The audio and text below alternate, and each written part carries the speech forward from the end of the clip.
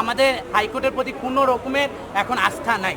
এটা আমি বলে দিচ্ছি, কোর্ট আনকোর্ট সবাইকে বলে দিচ্ছি, বাংলাদেশে এমন কোনো হাইকোর্ট বা কোর্টে কোনো রকমের আমাদের এই প্রজন্মের কোনো আস্থা নাই।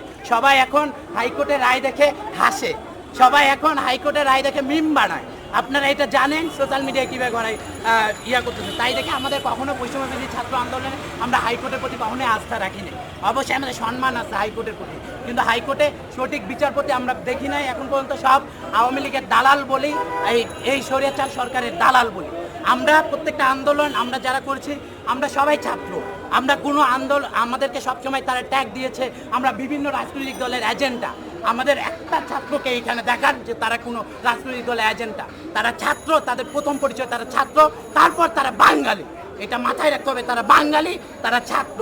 তারা দেশের সর্বস্তরের আন্দোলনে, সেই কৃষক থেকে শুরু করে আজ যারা ছাত্র শিক্ষক সমাজের আন্দোলনে তারা একতাবোধ পোষণ করবে এই ছাত্র সমাজ সব সময়ের জন্য। সেই 52 থেকে শুরু করে 71 পর্যন্ত একই ধারা ধরে রেখেছে এই ছাত্র সমাজ।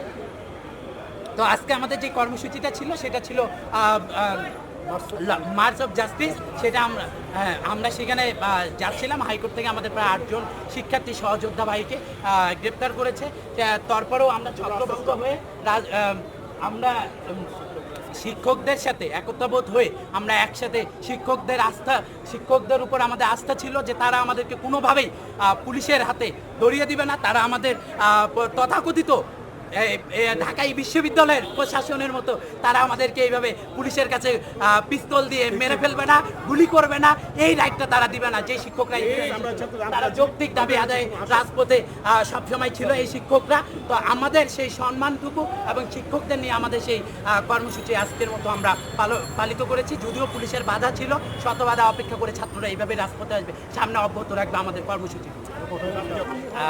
আমাদের যে অবস্থান আমরা জানি, আমাদের বৈষম্য বিরুদ্ধে ছাত্র আন্দোলনের ব্যানারে আজকে আমাদের যে কর্মসূচিটা ছিল সেটা হলো বাংলাদেশের সব জেলার যে জজ কোর্টগুলো যে ছিল সেই কোর্টগুলোতে আমাদের এবং আমাদের সুপ্রিম কোর্টে আমাদের প্রত্যেকটা কোর্টের এখানে ছাত্ররা সেখানে অবস্থান কর্মসূচি নিবে। আমাদের সেই কর্মসূচিটা ছিল।